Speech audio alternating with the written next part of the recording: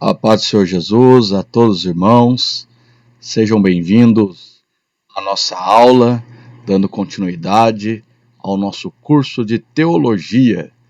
Hoje nós faremos uma aula única de um resumo do módulo Família Cristã. Família Cristã é um módulo importante que faz parte do nosso curso, e agora eu vou apresentar aqui os principais pontos. Claro que é importante que você faça a leitura atenta do material, assista essa aula e depois volte a fazer a leitura do material para que você possa assimilar melhor todo este conteúdo. Eu inicio aqui com uma frase que me chamou a atenção, que está em nosso livro, quando fala da influência da mídia na família, e o livro destacou da seguinte maneira: a mesma mídia que se diz contra as drogas idolatra artistas que se drogam. Veja que a mídia, de certa forma, ela é bastante hipócrita, porque ela fala que não se deve fazer uso de drogas, faz campanhas, contra o uso do álcool e tudo mais, porém a mesma mídia coloca artistas, jogadores de futebol, pessoas famosas como modelo a ser seguido, ignorando que esses modelos têm grandes fracassos. Quantos artistas, por exemplo, embora muito sucesso, muito dinheiro, fez muitas novelas, tem uma vida familiar fracassada, está em muitos casamentos, tem problemas com álcool, com droga.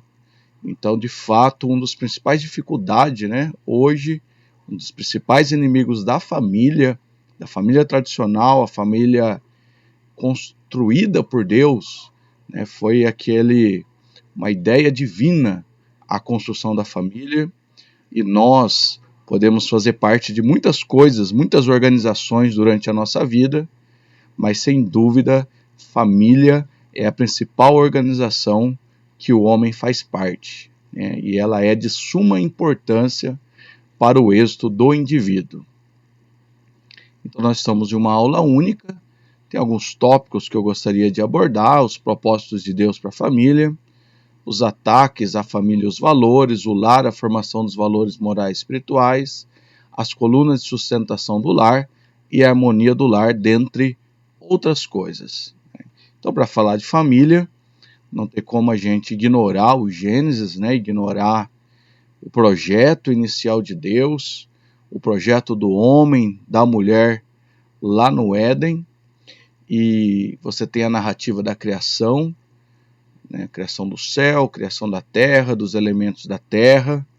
Nós vemos a criação do homem só no sexto dia, quando a terra já tinha condição de manter o homem, já tinha água, já tinha alimento, já estava tudo pronto. Então veio a criação do homem. E aqui o texto de Gênesis 2,18: e disse o Senhor Deus, não é bom que o homem esteja só, far-lhe-ei uma ajudadora idônea para ele. Aquela ideia de que todos os animais tinham seus pares, mas o homem ainda estava só. E você vê os versículos anteriores aí de Gênesis 2, sempre tem a expressão, e viu Deus que era bom. Fazia Deus e via que era bom. Aqui tem a primeira negativa da Bíblia. Viu Deus que não era bom que o homem estivesse só. E então ele fez uma ajudadora, uma auxiliadora, para que naquele momento Adão ele não ficasse sozinho. Nesse momento, Deus estava criando a família. E a família é um ambiente seguro para que o indivíduo se desenvolva. É um lugar protegido, é um lugar recheado de amor. E uma vez que é minado essa família, que esse ambiente é quebrado, todo ser humano tem dificuldades de desenvolvimento. E por isso que nós vemos tanto ataque à família, nós vemos o diabo, o adversário, tentando minar a família de todas as maneiras, porque também a igreja é composta de famílias. Uma vez que a igreja, que a família é atacada, a igreja também vai sofrer com a dissolução das famílias. Então a família, né, ela inicia com o casamento, com a união de Adão com Eva, e ali estabelece ali uma aliança entre o homem, a mulher e Deus como testemunha do casamento. Capítulo 2, verso 24 diz: portanto deixará o homem o seu pai e sua mãe, e apegar-se-á à sua mulher, e serão ambos uma carne. Então ali a obrigatoriedade, né, do homem deixar a casa do seu pai, a mulher deixar a casa da sua mãe, do seu pai, para que possa constituir uma nova família. Né? Deixará o homem a seu pai e sua mãe. Inclusive, esse texto de Gênesis 2:24 é o texto mais reproduzido, mais citado no Novo Testamento. Né? Haja vista que ele é um texto do Velho Testamento e ele é muito reproduzido no Novo Testamento. Né? Até lá em Mateus, Jesus vai acrescentar, né? Portanto, que uniu Deus não separe o homem. A gente vê algumas coisas interessantes aqui, né? Como, por exemplo, esse texto de Gênesis 2:24 é uma profecia de Adão, porque Adão ele não tem pai e mãe, terreno natural, assim como Eva também não tem. Então, a ideia de deixar pai e mãe é uma ideia profética para os filhos de Adão com Eva, né? E às vezes a gente atribui esse texto aqui, que é a palavra de Deus, mais diretamente a Deus, mas se você ir na Bíblia, você vai observar que esse texto, quem está falando é Adão. Se você ir lá em Gênesis, vamos lá em Gênesis capítulo 2, ler o verso de número 23, vai nos dizer assim: e Adão disse, esta é agora osso dos meus ossos, carne da minha carne, ela será chamada mulher, porque ela foi tomada de dentro do homem. Então veja que Adão está falando no verso 23. Então o verso 24 é continuação do que Adão estava dizendo. Por isso o homem deixará seu pai e sua mãe e apegará a sua mulher. Então nós podemos considerar também essa a primeira profecia da Bíblia, né? Gênesis capítulo 2, verso 24, prevendo que o homem deixaria pai e mãe, né? E é claro que a gente sabe que toda vez que acontece o casamento e o homem e a mulher ali recém-casados devem, né, dentro da medida do possível, sair, né, da cobertura ali do pai e da sua mãe. Né? Esse, inclusive, é um dos motivos de brigas familiares, de discussão, porque é um princípio bíblico, né? Devem deixar o homem e a mulher, o seu pai e sua mãe, para constituir uma nova família. Essa é a vontade de Deus.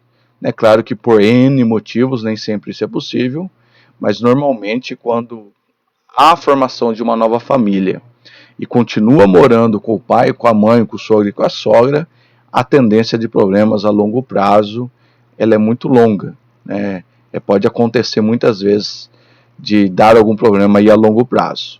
Então é importante que o casal entenda que no momento do casamento, agora ela deixa de ser filha para ser esposa e ele deixa de ser filho para ser esposa. Claro, não se trata de desprezar os pais, mas deve existir uma ruptura emocional, né, para que essa nova família possa se desenvolver bem. Caso contrário, traria alguns problemas. Né? E aqui a gente fala de algo primordial, da formação da família por meio do casamento, e nós sabemos que é uma questão muito difícil de ser tratada hoje. Né? A gente tem a questão das separações hoje, tanto em alta, até mesmo dentro da igreja, e nós como igreja, né, devemos valorizar essa instituição chamada casamento. Você vê que hoje na sociedade moderna já não há, né, o sonho de se casar, de constituir uma família. Há tempos atrás a moça, né, já sonhava em encontrar ali o rapaz, ter filhos e viver ali feliz.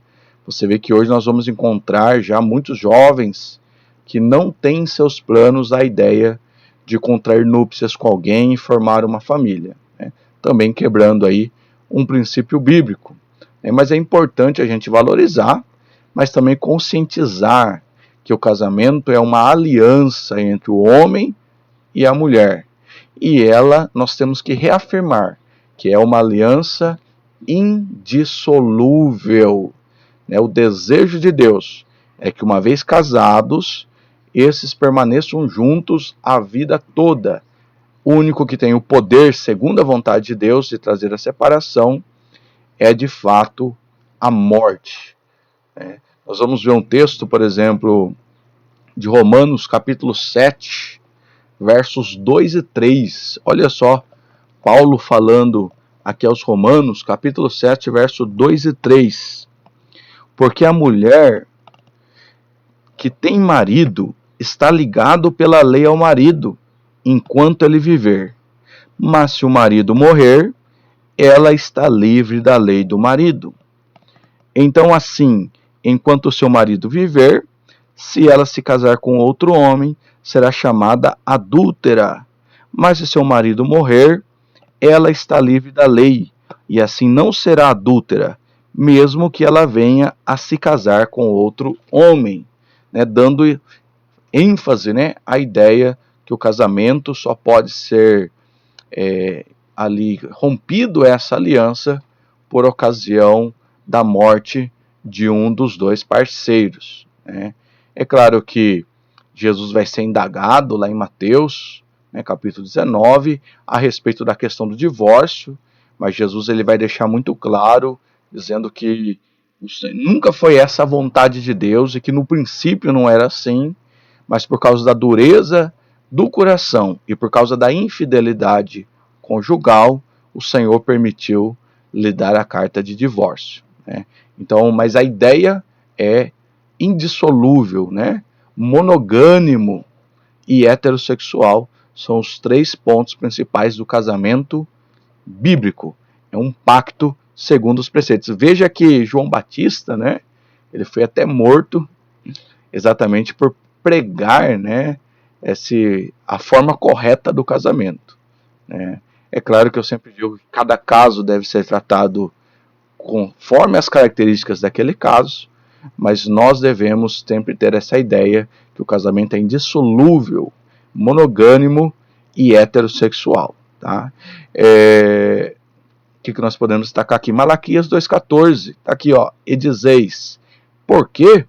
Porque o Senhor foi testemunha entre ti e a mulher da tua mocidade, com a qual tu fosse desleal, sendo ela tua companheira e a mulher da tua aliança. Então você vê aí Deus repreendendo ali o povo, os sacerdotes lá em Malaquias, por ter rompido os seus casamentos. E é importante a gente usar esse texto, porque mesmo que a pessoa não case na igreja ou dentro da igreja evangélica, com base nesse texto nós vemos que Deus é testemunha de todos os casamentos, né? E ele odeia o divórcio, odeia que aquilo que ele criou venha para anulação conforme a vontade do homem e por tanta coisa. Então de fato, né, a primeira grande responsabilidade da vida do homem é com Deus, quando ele decide entregar a sua vida a Deus, mas a segunda é o compromisso com o casamento, é um pacto, né? Por isso tem as alianças, né, que representam, né, não tem fim, né, um ciclo contínuo, a representação da aliança. Alguns princípios mais do casamento que nós destacamos. Primeiro, a ideia da exclusividade, né, como parceiros, né? Deus, ele tem a ideia de encher a terra, né, a ideia de se multiplicar, mas para se multiplicar muito rápido, ele poderia dar muitas mulheres a Adão. Veja que esse princípio de exclusividade, de Adão apenas ter uma mulher, e aquela mulher ter apenas um homem, é um princípio acima do desejo de Deus de multiplicar. Muitos fazem a pergunta, né, como que alguns patriarcas do Velho Testamento tiveram muitas mulheres, né? Mas nós entendemos que Deus nunca esteve de acordo a essa prática. Deus nunca ordenou essa prática. Deus apenas parece tolerar essa prática, exatamente por amor a Israel, amor à promessa, amor à promessa da vinda do Messias. Mas veja que no Novo Testamento, principalmente Paulo, né, vai orientar ali, quando ele dá as condições, é necessário ali para ser um obreiro, que ele seja marido de apenas uma mulher. Então está muito claro esse princípio, né? Então o propósito íntimo é exclusivo, porém também não é apenas para a reprodução. Já houve e há ainda alguns falsos profetas, né, que apregoam que a intimidade ali do casal seria exclusiva para a procriação. Você vai ver, isso vai ficar muito claro nos escritos de Salomão, né, principalmente lá em Provérbios, capítulo 5, de 15 a 19, que na verdade não é apenas para a reprodução. Fala para se alegrar com a mulher da sua mocidade, né, beber das suas cisternas. Então, é claro, de uma linguagem muito alegórica, muito apropriada, né, muito polida que a Bíblia usa. Ele mostra que esta união, né, ela não é exclusiva apenas para a reprodução. A intimidade faz uma só carne e não se pode se fazer uma só carne com muitos. 1 Coríntios 6,16, né, porque lá você tem a conversa ali do povo de Corinto, dizendo que nas suas relações extraconjugais era apenas o corpo, né, que a alma, que o espírito continuava a Deus, né? E ali Paulo vai lembrar desse princípio, dizendo que aquele que se deita com a meretriz se faz um corpo com ela, faz uma aliança com ela também, né? E devido ao princípio da exclusividade, um não deve privar o outro sem consentimento a essa intimidade. Paulo é preciso, né? Até sugiro ali a leitura de 1 Coríntios capítulo 7, que Paulo fala ali a respeito do casamento, que eles não devem se separar, mas a não ser com consentimento mútuo, para se dedicar à oração, mas que depois eles possam voltar a se ajuntar para que o diabo não haja ocasião, né, na incontinência ali do casal. Então nós sabemos que a sexualidade é criada por Deus, né, nós somos seres sexuados, e dentro do casamento é uma bênção que Deus reservou. E tem aqui Hebreus capítulo 13, verso 4, inclusive em outras traduções, né, um texto que deve ser sempre mencionado, da importância da pureza do casamento. Venerado seja entre todos o matrimônio, a importância do matrimônio venerado, né, e o leito sem mácula. Porém, os que dão a prostituição e os adúlteros, Deus os julgará.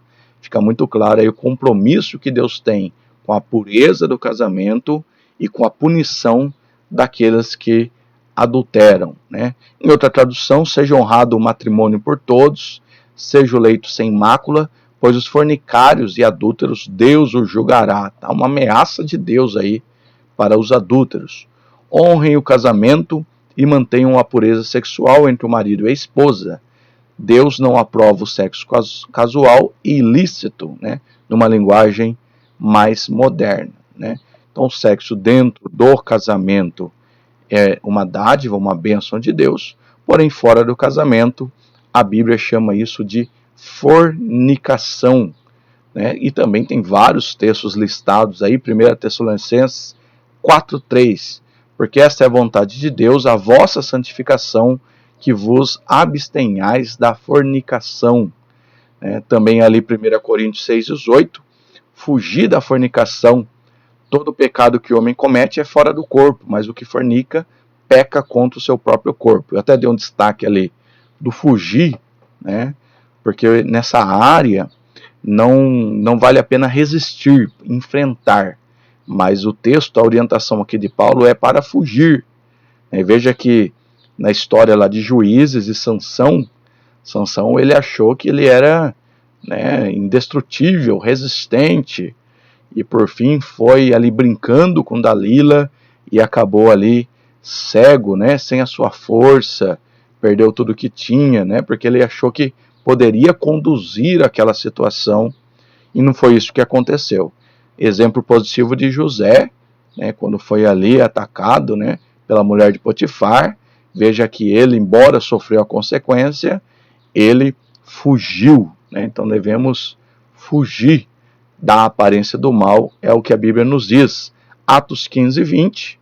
Mas escrever-lhes que se abstenham das contaminações dos ídolos, da fornicação e do que é sufocado e do sangue. Em 1 Coríntios 7, 2, mas por causa da fornicação, cada um tem a sua própria mulher e cada um tenha o seu próprio marido, né? Paulo dizendo daqueles que podem ter o dom, né, de ficarem solteiros para se dedicar à obra, mas que não é para todos. E por causa da fornicação, esses devem procurar a casar, porque casar é melhor do que abrasar. E aí, falando de família, né, tem o casamento, mas nós temos as etapas que antecedem o casamento. E é importante, né, falamos aí da questão do namoro, tanto para os jovens, né, que estudam conosco, como também para a orientação dos pais, porque não se casa sem se namorar e noivar. Então são etapas importantes da vida da pessoa, né? E uma pergunta, então, o que faz o jovem cristão no namoro, né? Eu gosto muito daquela frase, né? Você deve casar para namorar, né? E namorar para conversar. Olha que frase interessante, né? Porque o namoro cristão, ele deve ser diferente do namoro secular, né? Porque o namoro cristão, ele é um projeto para o casamento. É o início desse propósito e é uma etapa a qual pode ainda a pessoa se arrepender, romper ainda com o namoro, coisa que já não é recomendado no noivado e, em hipótese alguma, ali no casamento, conforme nós já citamos. Então, o que o jovem cristão deve fazer no seu namoro? Principalmente conversar, não é? Conversar a respeito dos planos, dos projetos, né? Ver a mentalidade, conhecer um do outro, essa mentalidade, qual é o projeto, qual é a ideia, né? Mas também esse casal de namorados deve muito se envolver nas atividades da igreja, estar ativo o tempo todo nas atividades da igreja, manter o nível espiritual elevado, exatamente para evitar o pecado, né? E ali é um período de conhecimento, principalmente de mente. Então, também algo que é muito perigoso, né? Esperar confirmações por profecias. Às vezes a pessoa não está estruturada para casar, as mentes não são compatíveis, às vezes as famílias são contra, um é dedicado, estuda, trabalha, e o outro não está nem aí para nada, aí vem lá uma profecia e diz, olha, pode casar. Né? Então, e às vezes essas profecias até, né, endossadas, né, por algum interesse, né, e são muitos os relatos tristes por causa disso. Não que Deus não fale, né, não que Deus não possa confirmar, mas primeiro você deve ter uma visão não espiritual, né, uma visão inteligente do namorado, da namorada, e depois evoluir para a questão espiritual. Espiritualizar tudo pode não ser uma boa ideia, né? Assim como visões que às vezes as pessoas contam. Então o casal de namorado deve ficar atento e observar todas essas vertentes. É importante no namoro, né, não namorar um descrente, né, porque na verdade o descrente, segundo a Bíblia, não é um filho de Deus. Ele é apenas uma criatura. Só aqueles que aceitaram Cristo, confessaram a Cristo como Salvador, foi-lhe dados o poder de ser chamados filho de Deus. Então você é um filho, uma filha, não pode, né, namorar com a ideia de casar com alguém que é apenas uma criatura. Isso vai constituir o chamado julgo desigual, né? Então é bom, às vezes, dentro da minha igreja não tem ninguém, né, que me interesse, não vou me casar se eu ficar aqui, então apareceu um de fora. É importante ter paciência, é importante esperar, porque Deus, ele está trabalhando ao seu favor e dará alguém, né, para abençoar a sua vida, para te fazer feliz. Bom, além também que nós temos o julgo desigual na questão da diferença de idade, né, porque os pensamentos são diferentes, os projetos são diferentes. Alguém que tem 18 pensa diferente de alguém de 38, 48, né, alguém de 25 pensa diferente de alguém de 45, 50 anos. E isso pode não ser um problema inicial, mas ao longo do tempo haverá um problema. Não que a Bíblia proíba, né, mas é um bom conselho evitar essa diferença de idade. E também no namoro, a importância, né, de limitar, né, as trocas de contato e carícia física, né? Então é mais diálogo, passeio em grupos, atividade das igrejas, conhecer a família, para que esses jovens possam se permanecer puros, né? Vale a pena esperar, vale a pena ter a bênção de Deus aí desde o início, na primeira etapa, né? Falando ainda mais aqui do namoro, é importante frisar, né? Sabemos que é um ponto crítico da igreja, dos jovens, né? Então o nosso material, o nosso livro vai ter detalhado várias dicas para aquele que quer servir a Deus, honrar o Senhor no seu namoro, né? Então priorize atividades em grupo, né? Estabeleça regras de conduta, né? A hora de chegar, a hora de sair, aonde vai, né? Evitar ficar muito tempo sozinho, né? Então é um tempo, né? Quem ama, ele espera, né? A Bíblia como regra, né? Nós vemos hoje um tempo de é muito relativo às regras da Bíblia, né? Flexibiliza muito a Bíblia e nós, amantes da Bíblia, não podemos, né, simplesmente ignorar as regras bíblicas. Se está na Bíblia, eu acredito. Se está na Bíblia, eu sigo. Se está na Bíblia, é bênção de Deus. Então, ter a Bíblia acima de todas as coisas. O espírito de louvor e adoração, né, uma boa condição da vida espiritual, né, fazer atividades na igreja, como eu já citei. Comunicação aberta, né, importante falar o que se espera, o que se pensa, é um período de análise ali. Muitos relacionamentos são enfadados ao fracasso, exatamente pela falta de conhecimento da outra pessoa. E uma dica super bacana, principalmente para quem estuda teologia, ler bons livros, né? Deus fala através dos livros e pode ajudar muito nesse relacionamento. No nosso material, a partir da página 18, tem o detalhamento dessas opções aqui, tá? Então nós temos aí a questão do casamento, noivado, namoro, mas também nós temos que levar em consideração a realidade do tempo em que nós estamos vivendo. Uma família de hoje, ela não é exatamente igual à família de 100 anos atrás.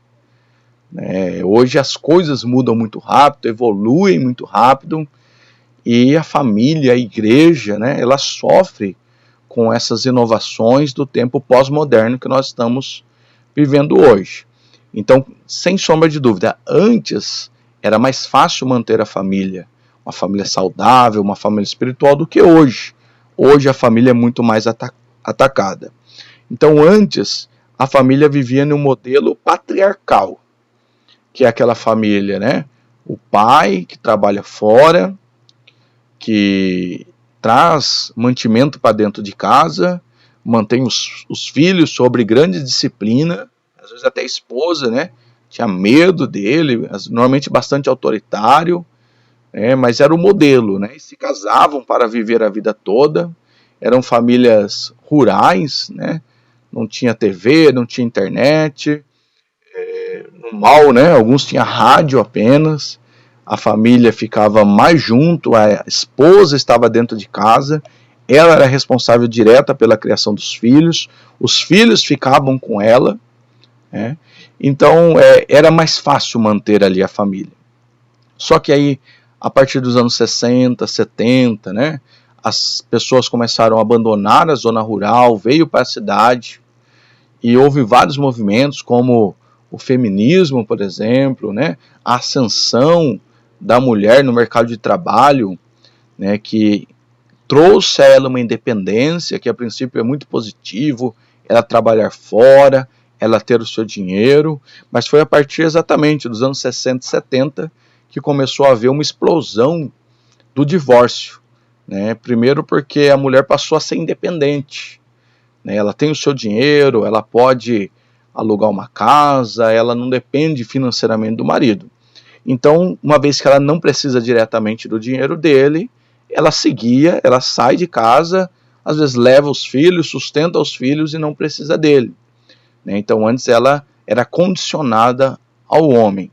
Só que essa independência também vem com um custo muito alto, porque agora ela vai trabalhar fora. Trabalhando fora, ou seus filhos ficam com os avós, ou na creche, mas de uma forma ou outra foi terceirizada a educação. Então antes essa criança tinha as características da sua família. Agora ela pode ter características da família dos vizinhos, da professora da escola, dos avós. Então a mulher acaba abrindo mão da criação direta dessas crianças e aí começa uma influência, inclusive da TV. Sabemos que muitos, crianças, adolescentes, ficam em casa sozinhos, na internet e na TV. Então quem vai educar, pior ainda, não é a escola, não é a creche, é a TV, é a internet. E a gente vai ver o mal, eu iniciei aqui a aula falando sobre isso, o mal que a mídia traz para a família. Porque ela vai quebrar os valores da família, os valores bíblicos. Ela não vai procurar trazer a Bíblia nos seus filmes, nas suas telenovelas, nas suas séries, e tudo que está aí. O que você vai ver é o contrário, é a quebra do padrão bíblico. Então, a primeira vez que você vê uma quebra do padrão bíblico na TV ou na internet, a pessoa se choca. Mas depois ela vê de novo, já não choca tanto. Na terceira vez, menos ainda. Daqui a pouco ela passa a aceitar aquele padrão, aquele valor, como normal. E aquele valor vai estar dentro, inclusive, da sua família. Então, o feminismo, globalização, afetaram o movimento, afetaram o modelo de família, por causa dessa mudança, essa transformação. Por isso, acabou afetando também a igreja. A igreja acabou sofrendo também nesse modelo, e talvez muitos dos nossos filhos, sobrinhos, netos, adolescentes, você vê que é um departamento muito sofrível dentro da igreja para mantê-los dentro da igreja. Então várias mudanças afetaram principalmente as mulheres e acabou acertando aí a criação dos filhos. Então hoje a família ela é fortemente influenciada pela mídia e ela está o tempo todo promovendo essa inversão de valores. Então antes formava-se uma família e essa família vivia 50, 60 anos junto, criava seus filhos e ficavam ali, os pais envelheciam juntos. Na família pós-moderna, nós sabemos que outros modelos de família começaram a surgir. Então você tem o modelo de família primeiro aqui, onde você tem aqui a família que depois recebe um dos pais dentro da sua casa, um idoso ou uma idosa dentro da sua casa. Ou você tem a mãe criando os filhos sozinha, sem a figura do pai. Nós temos também aqui duas famílias que se uniram, a mãe já tinha um filho, o pai já tinha um filho, e fez ali uma família híbrida, juntou essas famílias, como a cabeça dessas crianças, como contornar essa situação. E um outro modelo que está aparecendo, está mais evidente, uma mulher normalmente mais nova, já com um filho, que contrai núpcias, casa com alguém mais velho, e tem um outro filho, um bebê com essa pessoa mais velha. E o pior, que é aquilo que a sociedade hoje apregou, a família é um outro modelo de família contrário. O casamento ele é heterossexual, não é homossexual, segundo a Bíblia, mas a gente sabe que hoje já tem esse modelo de família, inclusive, adotando crianças. Então, a família tradicional, ela perde, ela sofre muito com esses modelos, e a igreja tem uma dificuldade de gerenciar tudo isso, receber essas famílias, cuidar, e é um grande desafio, de fato. Mas para manter a família, nós temos aí alguns alicerces importantes para ser mantida, os alicerces que mantêm a casa em pé. E quando os princípios de Deus não são aplicados à família, essa família tem um risco de ser destruída, e eu particularmente me entristeço muito, quando eu vejo uma família destruída. O diabo aí acabou destruindo e afeta todo mundo, afeta o pai, a mãe, os filhos, e aí é uma arruaça terrível que o diabo faz, ciranda com todo mundo. Então quais são aqui 3 alicerces importantes para essa família manter-se em pé? Primeiro, desempenho correto dos papéis. Isso é bíblico, isso é um princípio importante. Né? Qual o papel do marido? Toda vez que eu inverter o papel, essa família está em risco. Então, o pai, o marido, é o sacerdote da casa. É aquele que deve levar a família a adorar a Deus, levar a família a conhecer a Deus. Mas ele também é o provedor da casa, deve trazer o sustento da casa. Né? Ele assumir a responsabilidade do bem-estar, do progresso da sua família, da sua casa. Veja que lá em Gênesis, quem foi lá e pegou do fruto que Deus havia dado a ordem que não pegasse, foi Eva. Adão até tentou falar, Deus, olha, a culpa é da mulher que o Senhor me deu. Mas veja que Adão foi punido também, porque ele tinha a responsabilidade pelo jardim. Ele tinha a responsabilidade pela mulher. Aonde estava ele quando a serpente enganou a mulher? Né? Por isso ele foi também punido. Né? Do suor do seu rosto trabalharás. E ele teve ali que trabalhar a partir dali, né, com sofrível, né, sofrendo, né, porque ali há uma desestabilização entre o homem e a natureza. Né? Produziu espinhos e abrolhos, mas o homem teve que enfrentar essa dureza. Então o papel do marido é importante, ele chamar para si a responsabilidade dentro da sua casa, né, como uma autoridade constituída por Deus dentro do seu lar. Né? A esposa também tem o seu papel, principalmente no contato, na criação dos filhos, no gerenciamento da casa, né? Embora é muito comum ambos trabalharem fora, né? Mas ela é a gerente da casa, ela organiza a casa, ela disciplina, né? Ela é o filtro, a ponte ali entre o pai e os filhos. É importante, mas sem dúvida, o ponto mais difícil para a mulher é a submissão, que a Bíblia, né, tão clara em tantas cartas paulinas, deixa clara essa submissão. Inclusive, é a punição para a mulher, quando Deus disse, olha, agora o seu desejo será para o seu marido, e ele te dominará. Né? Naquele momento, houve essa desestabilidade nessa relação. Então, ela mesmo sendo muito capaz, muito inteligente, biblicamente, né? Talvez particularmente eu nem gostaria que fosse assim, dada a grande capacidade que a mulher tem, provada até pela ciência, mas ela deve submissão ao marido. E muitas vezes esse é o ponto, né, de atrito entre o casal. Então ela pode opinar, ela pode participar das decisões, mas ela deve ser submissa. É claro que esse é um assunto muito extenso, mas a submissão ela é condicionada ao amor que o marido dá a ela. Não é uma submissão obrigada, mas é gerada por meio do amor. Né? Ela deve ser submissa, é difícil. Mas a Bíblia vai dizer que os maridos devem amar as suas esposas como Cristo amou a igreja. Veja que toda a Bíblia, o fardo mais pesado é para o homem, não é para a mulher. Vai dizer, olha, dê preferência à mulher como o vaso mais frágil. Então, o homem deve cuidar da mulher como o vaso mais frágil. A responsabilidade é dele. E os filhos, né, a Bíblia dá vários pontos quanto à criação dos filhos, né, não provocar a ira dos filhos, mas os filhos devem honrar pai e mãe, que é o primeiro mandamento com promessa. Né? Paulo vai dizer lá em Efésios, Provérbios vai dizer, né, que os pais devem ensinar a criança no caminho que ela deve andar, para que quando ela crescer, ela não se desvie dele. O compromisso do pai e a mãe em ter tempo para os filhos, tempo para ensinar, inclusive ensinar a palavra de Deus. Né? Quantos pais, né, não acompanham, não vão numa reunião de escola, né? Nem mesmo olham as unhas dos seus filhos, às vezes suja. Né? Então há um cuidado, a Bíblia cobra essa atenção para os filhos. E aos filhos, a obediência aos pais. Segundo a lei do Velho Testamento, quando o filho desobedecesse os pais, ele seria digno até mesmo de morte.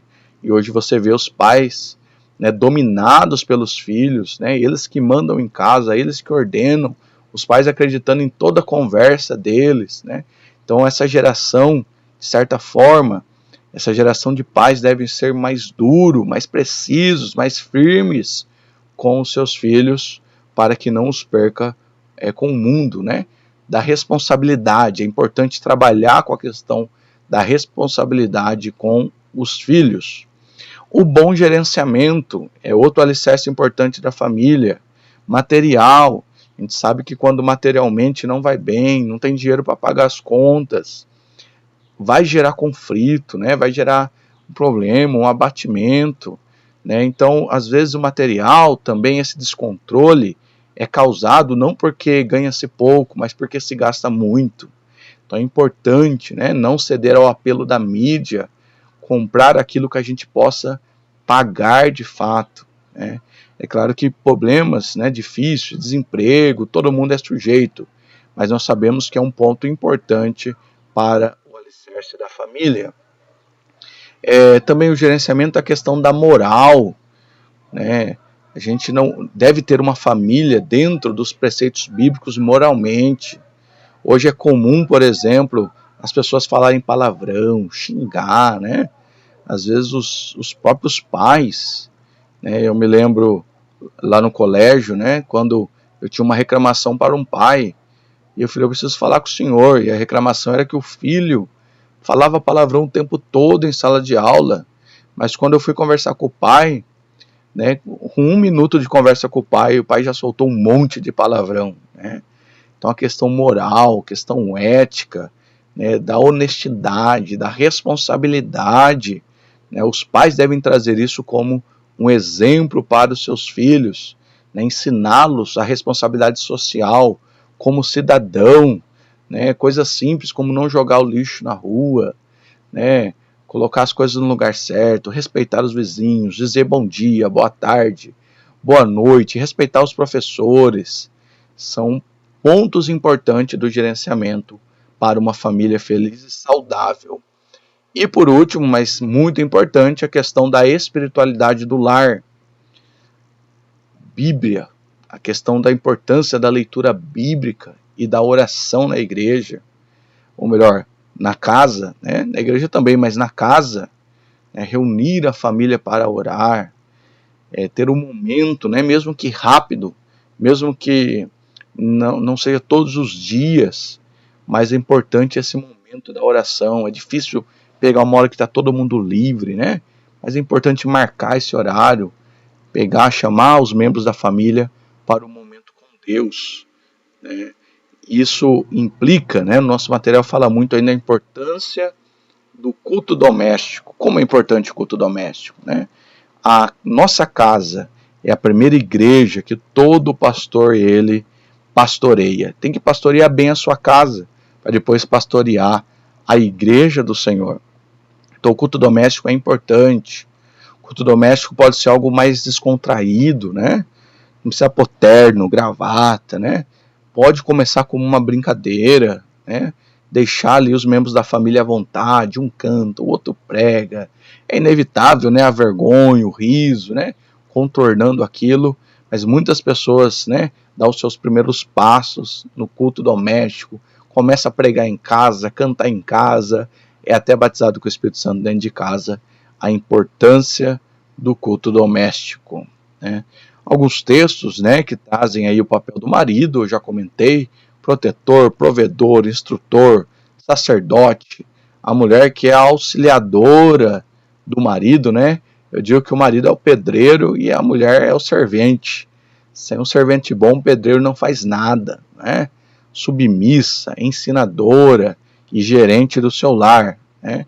E os filhos, que são uma grande herança do Senhor, que devem honrar os seus pais, os pais devem ensiná-los e eles devem ser obedientes a pai e mãe. Se esses são os alicerces, nós temos as colunas de sustentação de uma família. Destaco aqui a maturidade, a comunicação e o amor. É importante, né, a maturidade em todos os relacionamentos. Às vezes tem um casal que a mulher se torna mãe do marido, ou o marido o pai da sua mulher, no sentido de que tem que viver corrigindo, ensinando, né? Então a maturidade é uma coluna importante para o bem-estar da família. Isso somado à comunicação, à liberdade de expressão, né? Não posso ir lá fazer uma conta, comprar alguma coisa sem comunicar à minha esposa. Vice-versa, a mesma coisa. Não posso tomar decisões importantes dentro da família ou pela família sem informar a família, sem comunicar a família, né? E o amor, né? O amor é um sentimento essencial, é ele que nos une, é ele que nos faz perdoar, né? É o laço que une a família, é o amor. Falando ainda da imaturidade, né? Nós temos a questão da maturidade emocional, né? A questão emocional ela é importante, principalmente na estabilidade aí do marido e da mulher. Uma pessoa imatura emocionalmente, ela produz problemas o tempo todo, desavenças o tempo todo. E uma característica da imaturidade emocional é culpar sempre o outro por todas as coisas, né? Sempre tem o culpado, e nunca o culpado é ela mesma, né? Isso é um sinal importante, né? É claro que ninguém é imaturo porque quer, né? Pode ser fruto do modelo de educação que essa pessoa teve como criança, pode ser traumas, né? Pode ser problemas, por isso que precisa, às vezes, procurar ajuda profissional, né? E qual que é os sintomas dessa imaturidade, né? Por exemplo, o ciúmes doentio, né? A pessoa fantasia coisas na cabeça, desconfia o tempo todo, sintomas da imaturidade emocional, ou a falta de autoestima, né? O medo exagerado, tem medo o tempo todo de todas as coisas, maturidade emocional, né? Esse texto é muito bacana. Alcançar a maturidade é aprender a enfrentar a vida de maneira simples e direta, tomando consciência de que o problema não está no outro, mas em si mesmo, né? Você tem uma mente, gerenciar por meio do fruto do Espírito de Deus, a gente consegue ter uma mente sã, paciência, né? A impaciência também vai gerar muitos conflitos, né? E a pessoa imatura emocionalmente, ela não vive bem, ela não está bem consigo mesma, ela tem um problema na sua personalidade e é muito difícil, né? Muitos casais, muitos casamentos, né, são desfeitos por causa da imaturidade emocional. Uma dica importante é sempre, né, crescer espiritualmente, mas crescer intelectualmente também, né? Responsabilidade, amadurecer. Eu acho que, inclusive, dentro das nossas igrejas, um grande desafio é encontrar a maturidade espiritual, né? Vivemos ainda na era dos crentes mimimi. Nós temos que aprender a apanhar mais também no reino, apanhar mais dentro da igreja, né? E a maturidade também dentro da família, né? Não ser uma pessoa histérica, uma pessoa que fantasia as coisas. Isso é muito prejudicial, né?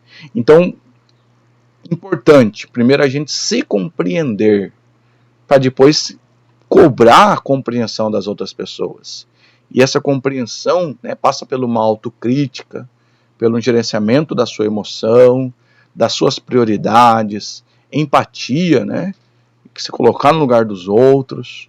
E eu acho sensacional o nosso material aí fala das pessoas que são dependentes emocionalmente de outras. Vive só para outra. Isso ao extremo também é ruim. Mas aquela também que é inteiramente independente dentro do casamento é ruim. Porque ele não pode viver como se existisse ele sozinho. Eu me lembro de uma irmã reclamando, né, que o marido chegava em casa, fritava toda a mistura para ele e deixava ela e as crianças sem. Ele comia toda a mistura e os outros comiam o arroz e o feijão. Então, como? A pessoa só pensar nela. Claro que vai gerar conflito, né? Mas o ideal é ser interdependente. Ter a sua parte dependente de outra pessoa, ter a sua parte independente também, mas juntar o bom da outra pessoa com o bom seu, né? Então, fazer esse equilíbrio, ele é de extrema importância, né?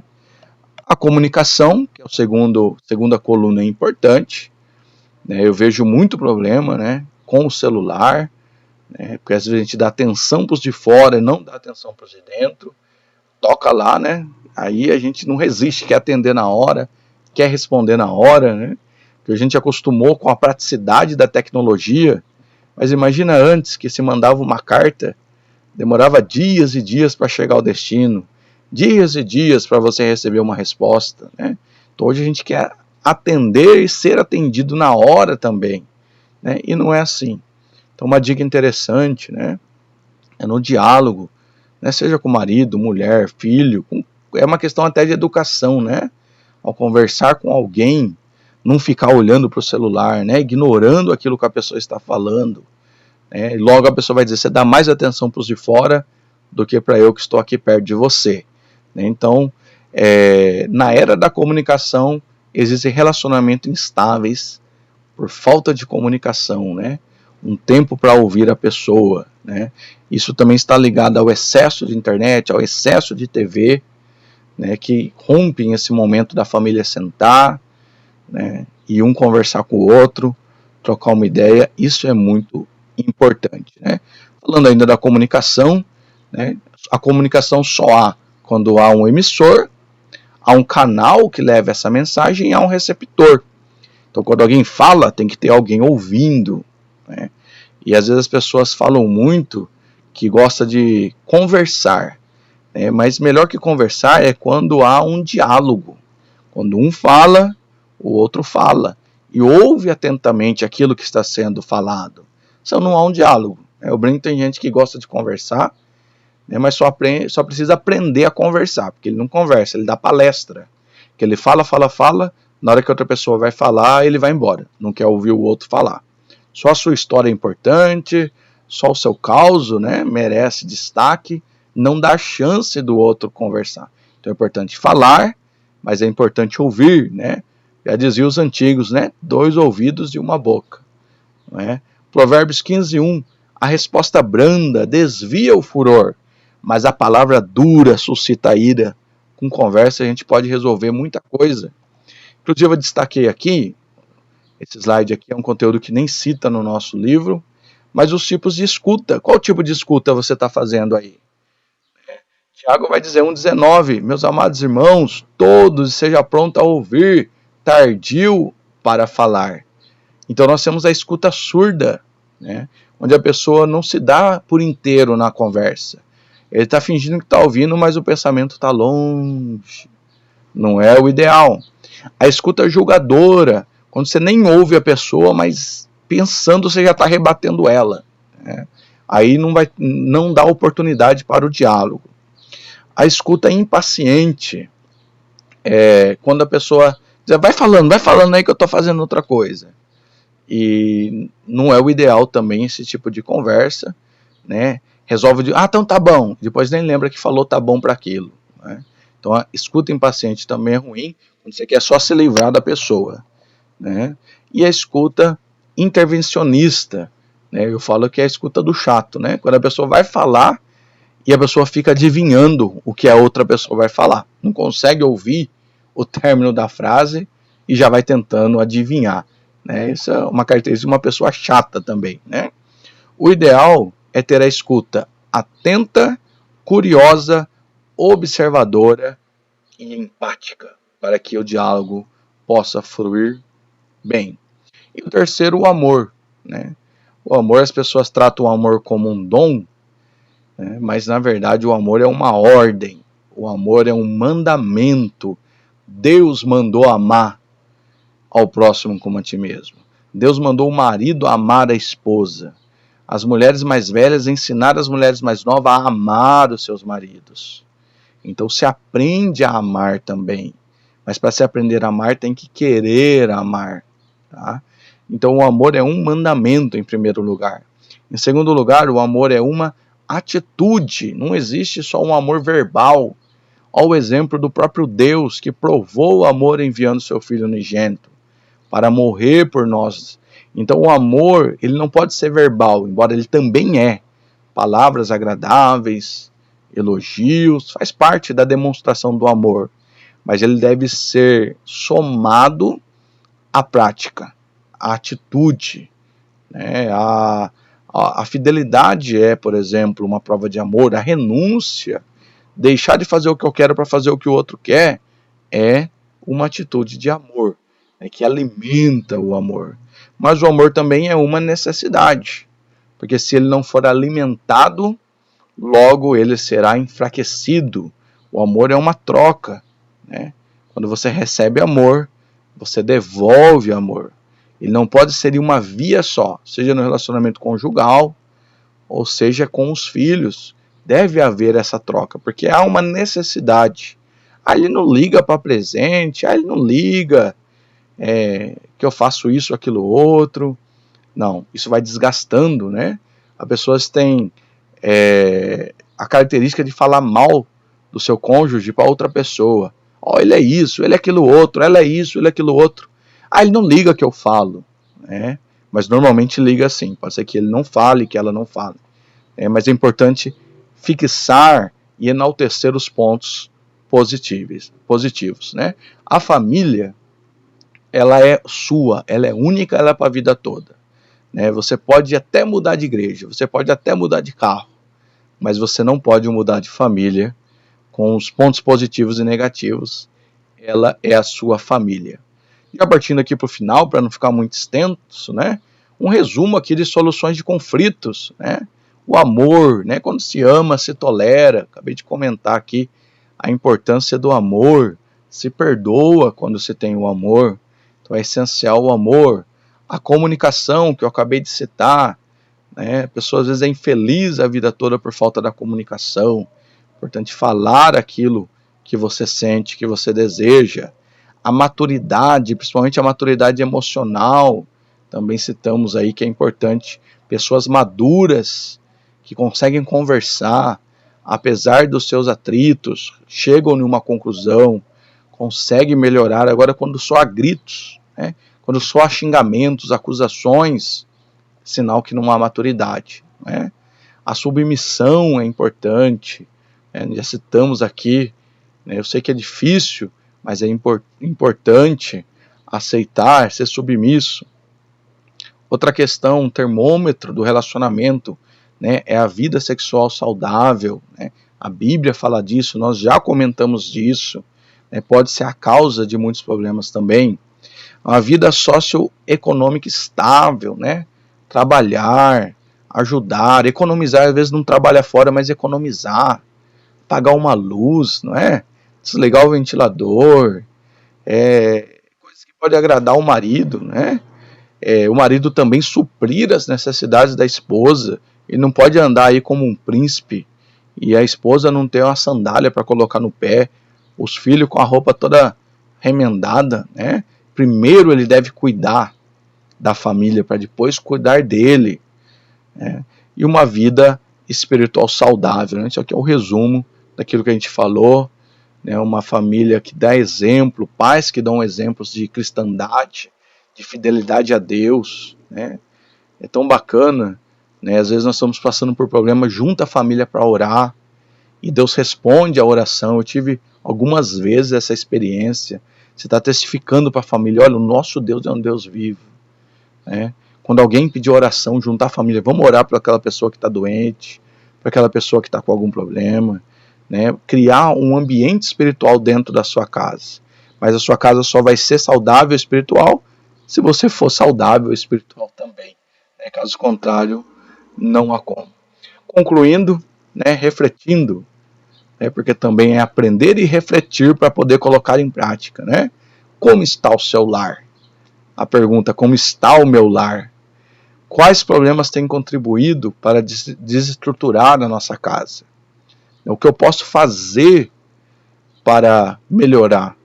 Qual é a atitude que eu tenho que ter? Qual é a providência que eu tenho que tomar hoje para organizar o meu lar, para que ele continue de pé, né? Faça uma avaliação, a começar pela base de sustentação, as colunas, né? Nós falamos aqui do alicerce, falamos da coluna, as portas e janelas, o que é que tem entrado dentro de casa, quem tem frequentado a casa, né? O telhado, né? Cobertura espiritual, né? Vocês tem um pastor, tem uma igreja, vão à escola dominical, estudam a palavra, né? Em tudo isso é muito importante. Faça as intervenções enquanto é tempo. Mateus capítulo 7, 24. Todo aquele, pois, que escuta essas minhas palavras e as pratica, assemelhá-lo-ei ao homem prudente, que edificou a sua casa sobre a rocha. O que edificou a casa sobre a rocha não é só o que ouviu, mas é que ouviu e praticou, colocou em prática aquilo que ouviu. De maneira que subiu o rio, a chuva, os ventos, mas a casa deste homem permaneceu de pé. É inevitável, irmão, que os problemas venham. É inevitável que as dificuldades venham. A diferença está em quanto você antecipa aos problemas, cumprindo aquilo que a palavra de Deus nos ensina. Eu de verdade rogo a Deus, que de alguma maneira você tenha sido edificado por essa aula. Deus e Cristo abençoe você, sua casa e sua família, em nome de Jesus. O Senhor vos abençoe. A paz, até a próxima.